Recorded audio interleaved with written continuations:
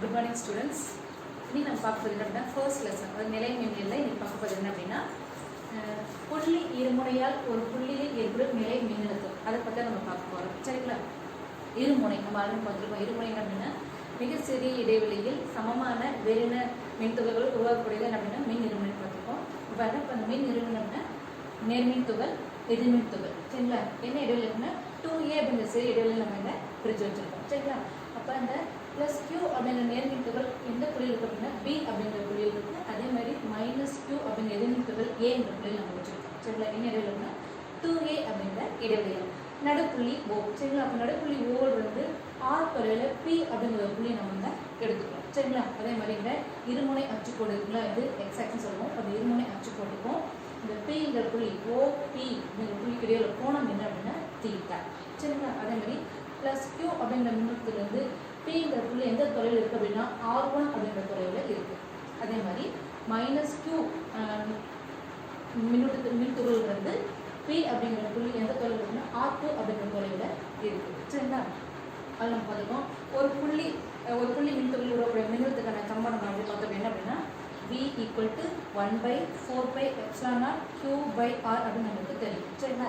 இப்போ இது நம்ம வந்து அப்ளை பண்ணணும். அதே மாதிரி +q மின் துகளால் புள்ளி Pயில் உருவாகும் மின் அழுத்தம். சரிங்களா? ஃபார்முலா நமக்கு தெரியும், 1/4πε0 q/r1. ஃபார்முலா வந்து r, இந்த தொலைவு என்ன அப்படின்னா r1. அப்போ அந்த r1 போடணும். அதே மாதிரி -q மின் துகளால் புள்ளி Pயில் உருவாகும் மின் அழுத்தம். சரிங்களா?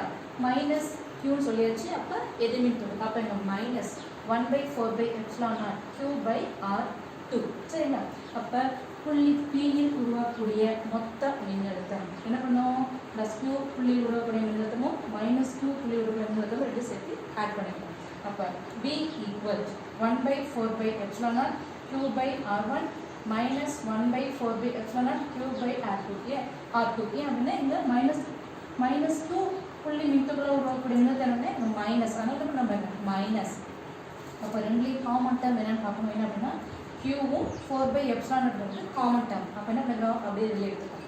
அப்போ V = q/4πε0 1/r1 -1/r2. சரிங்களா? இது புள்ளி Pயில் உருவாக்கக்கூடிய மொத்த மின்னழுத்தம். இது சமன்பாடு நம்ம 1 அப்படின்னு எடுத்துக்கோம். இப்போ என்ன பண்ணிக்கிறோம்னா 1/r1ஓட மதிப்பு என்ன, அதே மாதிரி 1/r2 மதிப்பு என்ன அப்படின்னு நம்ம கண்டுபிடிக்கணும். இப்போ எப்படி கண்டுபிடிக்கணும்னு பார்த்தோம் அப்படின்னா அந்த கொசைன் விதியை நம்ம பயன்படுத்தி கண்டுபிடிக்கலாம். சரிங்களா? இந்த படம் பாருங்க.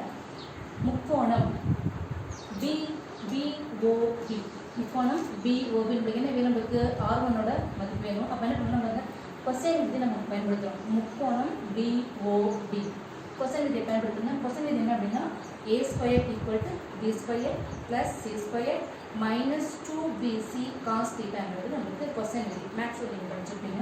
அப்போ நம்ம அப்படியே அப்ளை பண்ணிக்கலாம். r1² = r² +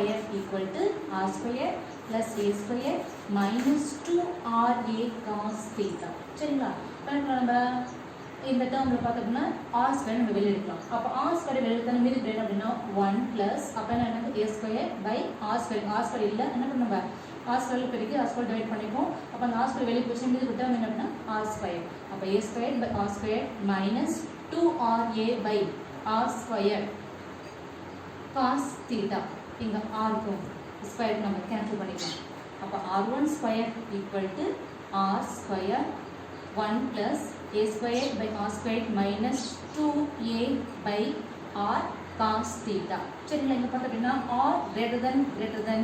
சரிங்களா? என்ன அப்படின்னா இந்த r தொலைவை கம்பேர் பண்ணும்போது ஏங்கிற தொலைவு வந்து ரொம்ப ரொம்ப கம்மி. அப்போ என்ன பண்ணலாம்? இந்த டேர்ம் நம்ம புறக்கணிச்சிடலாம். அப்போ மீதி கூடிய டேர்ம் என்ன அப்படின்னா r1² = r² 1 - 2a/r cos θ.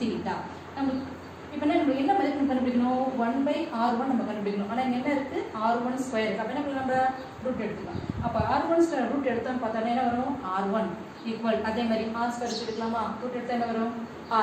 இந்த டேர்ம் எனக்கு 1 - 2a/r cos θ ரூட் எடுத்தோம்னா ரூட் வரும். அப்போ ரூட்டுக்கு போல நம்ம என்ன மதிப்பு நம்ம போடலாம் அப்படின்னா 1/2 போட்டோம்னா அது ரூட்டுக்கு ஈக்குவலண்ட். அப்போ 1 - 2a/r cos θ 1/2 இது ரூட்டுக்கு சமமானது. சரிங்களா?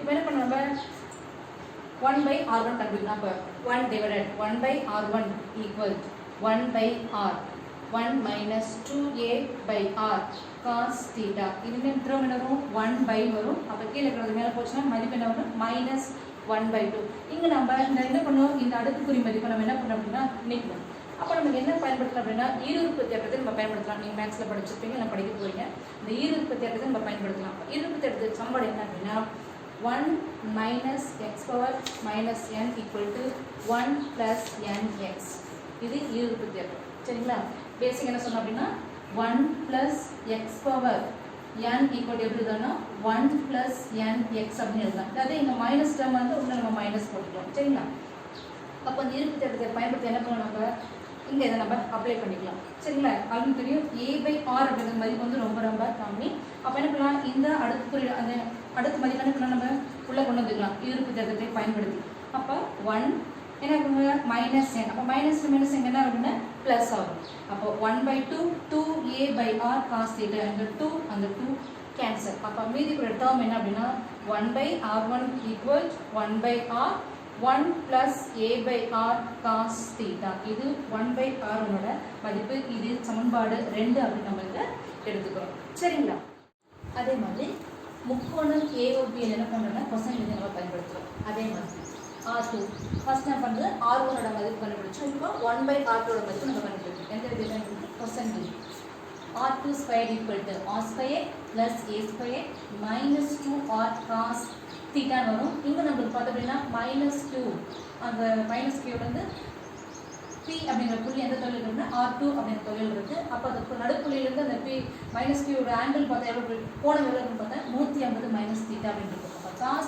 150 θ ஓட மதிப்பு என்ன அப்படின்னா -cos θ இது அப்படியே நம்ம அப்ளை பண்ணிக்கலாம் அப்ப R2 square equal to R square plus A square minus cos θ அப்ப மைனஸ் இந்த மைனஸ் என்ன இருக்குன்னா பிளஸ் அப்ப plus 2RA cos θ அதே மாதிரி முந்தி பார்த்த மாதிரி r ஸ்கொயர் என்ன நம்ம வெளிய எடுக்கலாம் அப்ப r2 square equal to r square 1 plus a square by r square plus 2ra by r square cos θ அதே மாதிரி இங்க r க்கும் ஸ்கொயர் கேன்சல் பண்ணிக்கலாம் மீதி இந்த term r2 square equal to r square 1 plus a square by r square plus 2a by r cos θ இங்க அதே மாதிரி தான் தொலைவு r கம்பேர் பண்ணும்போது a ஓட தொலைவு ரொம்ப ரொம்ப கம்மி அதான் நம்ம எழுதிருக்கோம் r greater than a அப்ப அந்த டேர்ம் ஃபுல்லா புறக்கணிச்சிடலாம் ஓகே அப்ப மீதி இது என்ன r2 square equal to r square 1 plus 2a by r cos θ என்ன வேணும் நமக்கு r2 வேணும் என்ன இருக்கு r2 square ரூட் எடுத்துக்கலாம் அப்ப r2 square ரூட் எடுத்தா அப்படினா r2 equal r square root எடுத்தா r இது நம்ம ரூட் எடுக்கலாம் அந்த ரூட் பதிலா என்ன பண்ணலாம் 1/2 அப்படி போட்டுறோம் ரெண்டுக்கு ஈக்குவல் ஆகும் அப்ப 1 plus 2a by r cos θ 1/2 1/r ஓட மதிப்பு வேணும் இப்போ 1/r2 equal to 1/r 1 plus 2a by r cos θ என்ன வரும் 1 plus 2a by r cos θ 1/2 வரும் அந்த கீழ டேர்ம் மேல கொண்டு வந்தோம்னா -1/2 இங்க என்ன பண்றோம் அதே மாதிரி நம்ம ஈருறுப்பு தேற்றத்தை பயன்படுத்தி அடுத்து என்ன பண்றோம் உள்ள கொண்டு வரோம் அப்ப 1/r2 equal to 1/r 1 minus 1/2 2a by r cos θ the 2 cancel மீதி இருக்கிற டேர்ம் என்ன அப்படினா 1/r2 equal 1/r 1 minus a by r cos θ இது 1/r2 ஓட மதிப்பு இது சமன்பாடு 3 அப்படி நாம எடுத்துக்கலாம் இப்போ 1/r1 ஓட மதிப்பு கண்டுபிடிச்சாச்சு அதே மாதிரி 1/r2 ஓட மதிப்பு நம்ம கண்டுபிடிச்சாச்சு இத நம்ம சப்ஸ்டிட் பண்ணோம் p அப்படி புள்ளியில மொத்த மின்னழுத்தம் இருக்குங்களா அதை நாம சப்ஸ்டிட் பண்ண போறோம் அதுக்கு மொத்த மின்னழுத்தம் சமன்பாடு என்ன v equal to 1/4/epsilon q 1/r1 minus 1/r2 இருக்கும் அந்த மதிப்பை என்ன பண்றோம் நம்ம அப்படியே சப்ஸ்டிட் பண்றோம் 1/4/epsilon q r1 ஓட 1/r1 ஓட மதிப்பு என்ன அப்படினா 1/r 1 plus a cos θ by r அதே மாதிரி 1/r2 ஓட மதிப்பு பார்த்தோம் அப்படினா 1/r 1 minus a by r cos θ ரெண்டுலயும் பார்த்தோம் அப்படினா 1/r அப்படிங்கிற டேர்ம் வந்து காமனா இருக்கு அத நம்ம என்ன பண்ணலாம் நம்ம வெளிய எடுத்துக்கலாம் அப்ப therefore v equal to q by 4/epsilon 1/r அப்படிங்கிறது காமனா வெளிய எடுத்தாச்சு மீதி இருக்கிற டேர்ம் வந்து 1 plus a by r cos θ minus அப்படியே 1/r டேர்ம் வெளிய வந்துச்சு மைனஸ் அப்படியே உள்ள மல்டிபிள் பண்ணிக்கலாம் பெருக்கலாம் minus into 1 minus 1 minus into minus plus plus a by r cos θ plus 1 க்கும் minus 1 க்கும் cancel அப்ப மீதி இருக்கிற டேர்ம் வந்து q by 4/epsilon 1/r 2a cos θ by r சரிங்களா? அப்போ என்ன பண்ணுவாங்க, q by r plus q by r cos theta. அப்போ q plus 2 என்னது, இது 2. அப்போ 2a cos theta by r. சரிங்களா? அப்போ என்ன, therefore v equal to 1 by 4 by epsilon naught 2aq by r squared cos theta. சரி, மின் நிறுமனையால் ஒரு புள்ளி ஏற்படும் மின்னழுத்தத்துக்கான சமன்பாடு v equal to 1 by 4 by epsilon naught 2aq by r squared cos theta ன்னு வருது. அது நமக்கு தெரியும், மின் நிறுமனை திருப்புதல் என்ன அப்படின்னா p equal to 2qa. சரிங்களா? இதை நம்ம இங்க அப்படியே அப்ளை பண்ணிக்கலாம். அப்போ அப்ளை பண்ணோம் அப்படின்னா v equal to 1 by 4 by epsilon naught p cos theta by r squared. மின் நிறுமனையால் ஒரு புள்ளி நிலை மின்னழுத்தத்துக்கான சமன்பாடு v equal to 1 by 4 by epsilon naught p cos theta by r squared. இதை கொஞ்சம் மாடிஃபை பண்ணி எழுதலாம், வேற மாதிரி எழுதலாம். எப்படி எழுதலாம் அப்படின்னா v equal to 1 by 4 by epsilon naught p vectors dot r cap by r squared. இது எப்படி வந்து பார்த்தோம் அப்படின்னா ஆல்ரெடி நம்ம பார்த்துருக்கோம் 11th இயக்கவியல் நம்ம பார்த்துருப்போம். என்ன அப்படின்னா இரண்டு வெக்டரை ஸ்கேலார் பெருக்கல் பண்ணி பார்த்துருப்போம். அதுக்கு சமன்பாடு நமக்கு தெரியும் என்ன அப்படின்னா, அதாவது a vectors dot b vectors equal to modulus of a vectors modulus of b vectors cos theta. இங்க நம்ம என்ன எடுத்துக்கிறோம் அப்படின்னா b vectors dot r cap. அது என்ன பண்றோம்ல, அப்ப modulus of b vectors modulus of r cap cos theta. அப்ப நம்ம எப்படி எழுதலாம், b vectors dot r cap. அப்ப therefore p இங்க r cap அப்படிங்கிறது என்ன அப்படின்னா ஓரலகு வெக்டர். r cap என்ன அப்படின்னா ஓரலகு வெக்டர், அதாவது நடுப்புள்ளி O இருந்து p க்கு நோக்கி இருக்கக்கூடிய ஓரலகு வெக்டர். அப்ப மதிப்பு என்ன அப்படின்னா 1.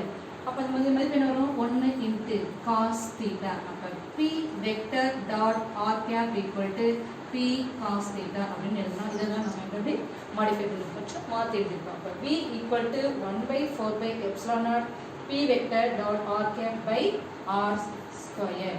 சரிங்களா? இதுக்கு சிறப்பு நேர்வுகள் இருக்கு, ஒரு 3 பாயிண்ட்ஸ் இருக்கு. அது என்ன பாயிண்ட்ஸ் பார்த்தோம் அப்படின்னா, ஃபர்ஸ்ட் பாயிண்ட் மின் நிறுமனை அச்சுக்கு பார்த்தோம் அப்படின்னா p அப்படிங்கிற புள்ளி பிளஸ் q மின்துகளுக்கு பக்கத்தில் இருந்தது பார்த்தோம் அப்படின்னா அப்போ அந்த கோணம் என்னவா இருக்குன்னா 0வா இருக்கும். theta equal to 0. இது அப்படியே அப்ளை பண்ணிக்கலாமா, v equal to 1 by 4 by epsilon p cos theta by r கண்டுபிடிக்கல. அப்போ இந்த கோணத்தை வந்து மதிப்பு இங்கே அப்ளை பண்ணிக்கலாம். cos 0 மதிப்பு என்ன அப்படின்னா ஆல்ரெடி நமக்கு தெரியும், cos 0 மதிப்பு வந்து 1. அப்போ therefore v equal to 1 by 4 by epsilon naught p by r square. இது ஃபர்ஸ்ட் பாயிண்ட். செகண்ட் பாயிண்ட் பார்த்தோம் அப்படின்னா theta equal to 180 டிகிரி. எப்போ பார்த்தோம்னா மின்னறுமனை அச்சுக்கு -2 மின்துகள் இருக்கு இல்லைங்களா, அந்த பக்கத்தில் பார்த்தோம்னா அந்த -2 மின்துகளுக்கு பக்கத்தில் p அப்படிங்கிற புள்ளி இருந்து அப்படின்னா கோணம் என்னவா இருக்கும் அப்படின்னா 180 டிகிரி. cos 180 டிகிரியோட மதிப்பு என்னன்னு பார்த்தோம்னா -1. அப்போ v equal to -1 by 4 by epsilon naught p by r square. Third point. இப்போ என்ன பார்த்தோம்னா p அப்படிங்கிற புள்ளி எங்க இருக்கு பார்த்தோம்னா இருமுனை அச்சுக்கு நடுப்புள்ளி நடுவரை கோட்டில் இருக்கு. அப்போ நடுவரை கோட்டில் இருக்கும்போது கோணம் என்னவா இருக்குன்னு பார்த்தோம்னா theta equal to 90 டிகிரி. அப்போ theta equal to 90. இப்போ cos 90 மதிப்பு நமக்கு தெரியும் என்ன அப்படின்னா 0. அப்போ மின்னழுத்தம் என்னவா இருக்கும், நமக்கு v equal to 0வா இருக்கும். சரிங்களா? இதில் ஒரு முக்கிய குறிப்புன்னு ஒரு 2 பாயிண்ட்ஸ் கொடுத்துருக்காங்க. என்ன பார்த்தோம்னா ஃபர்ஸ்ட் பாயிண்ட் பார்த்தோம்னா ஒரு புள்ளியில் மின்னழுத்தம் பார்த்தோம் அப்படின்னா 1/r தகுந்த அப்படின்னா குறையும். அதே மாதிரி இருமுனையில் மின்னழுத்தம் பார்த்தோம்னா v inversely proportional 1/r square. அப்போ இருமுனையில் மின்னழுத்தம் பார்த்தோம்னா 1/r ஸ்கொயர் தகுந்த மாதிரி என்ன அப்படின்னா அந்த மின்னழுத்தம் வந்து குறைஞ்சிக்கிட்டே வரும். அப்போ ஒரு புள்ளியில் மின்னழுத்தமும் இருமுனையில் மின்னழுத்தம் பார்த்தோம்னா ரெண்டையும் கம்பேர் பண்ணும்போது எந்த மின்னழுத்தம் வந்து ரொம்ப ரொம்ப வேகமாக குறையும் பார்த்தோம்னா இருமுனையில் மின்னழுத்தம் பார்த்தோம்னா அதிகமாக குறையும். ஏன்னு பார்த்தோம்னா இங்கே வந்து r ஸ்கொயர், இங்கே வந்து தொலைவு வந்து என்னதுங்க அதிகம். அப்போ தொலைவு அதிகமாக மின்னழுத்த நிறுவனங்கள் வந்து குறைஞ்சிக்கிட்டே வரும். சரிங்களா? ரெண்டாவது பாயிண்ட் பார்த்தோம்னா அப்படின்னா ஒரு புள்ளியில் மின்னழுத்தம் பார்த்தோம்னா கோள சமச்சீர் கொண்டதாக இருக்கும். ஒரு புள்ளியில் மின்னழுத்தம் அப்படின்னா கோள சமச்சீர் கொண்டதாக இருக்கும். ஆனால் இருமுனை புள்ளியில் பார்த்தோம்னா அந்த மின்னழுத்தம் வந்து கோள சமச்சீர் கொண்டதாக இருக்காது. எப்படின்னா அச்சுக்கோட்டில் சமச்சீர் கொண்டதாக இருக்கும். சரிங்களா?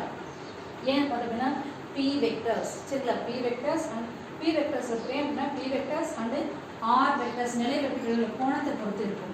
இருமுனை புள்ளியில் பார்த்தோம்னா மின்னழுத்தம் எதை பொறுத்து இருக்கு பார்த்தோம்னா p vectors and நிலை வெக்டர் r வெக்டர்களோட கோணத்தை பொறுத்து இருக்கும். அப்போ அச்சுக்கோட்டில் சமச்சீர் கொண்டதாக இருக்கும். அப்போ பார்த்தோம்னா p வெக்டரை பொறுத்து r வெக்டர் என்ன பண்ணாங்க, அந்த அச்சுக்கோட்டை பொறுத்து நம்ம சொல்ல செஞ்சோன்னு பார்த்தோம்னா நம்ம கூமுமாக இருக்குது. சரிங்களா? அப்போ அந்த கூமில் இருக்கக்கூடிய அந்த லைனில் பார்த்தோம்னா அங்கே மின்னழுத்த எப்படின்னா ஈக்குவலாக சமமாக எல்லா புள்ளியும் பார்த்தோன்னா இன்னொருத்தர் இருக்கும் சமமாக ஒரே சீராக இருக்கும்.